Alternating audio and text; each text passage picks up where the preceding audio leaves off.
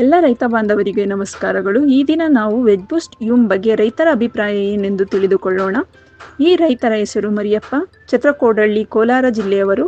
ಇವರು ಕ್ಯಾಪ್ಸಿಕಮ್ ಬೆಳೆಗೆ ನಮ್ಮ ಕಂಪನಿಯ ಮೈಕ್ರೋನ್ಯೂಟ್ರಿಯೆಂಟ್ ಆದ ವೆಜ್ ಬೂಸ್ಟ್ ಅನ್ನು ಬಳಸಿದರು. ಬನ್ನಿ ಅವರ ಅಭಿಪ್ರಾಯ ಏನೆಂದು ತಿಳಿದುಕೊಳ್ಳೋಣ. ಇವರು ವೆಜ್ ಬೂಸ್ಟು ಡ್ರಿಪ್ಪಲ್ಲಿ ಕೊಟ್ಟಿದ್ದಾರೆ ಮತ್ತು ಸ್ಪ್ರೇ ಮಾಡಿದ್ದಾರೆ ಕ್ಯಾಪ್ಸಿಕಮ್ಗೆ. ಇವ್ರದ್ದು ಒಪಿನಿಯನ್ ಕೇಳೋಣ, ಅನಿಸಿಕೆ. ನಮಸ್ಕಾರ. ನಮಸ್ಕಾರ.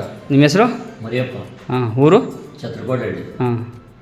ಮನೆ ಡ್ರಿಪ್ಪಲ್ಲಿ ಇದು ವೆಜ್ ಬೂಸ್ಟಲ್ಲಿ ಕೊಟ್ಟಿದ್ರಲ್ಲ, ಭಾಳ ಚೆನ್ನಾಗಿ ಬರ್ತಾ ಇದೆ. ನಮ್ಮದು 5 ರೂಪಾಯಿ ರೇಟ್ ಜಾಸ್ತಿ ಹೋಗ್ತಾ ಇದೆ ಮಾರ್ಕೆಟಲ್ಲಿ. ಎಷ್ಟಿದೆ ಪ್ರೈಸು?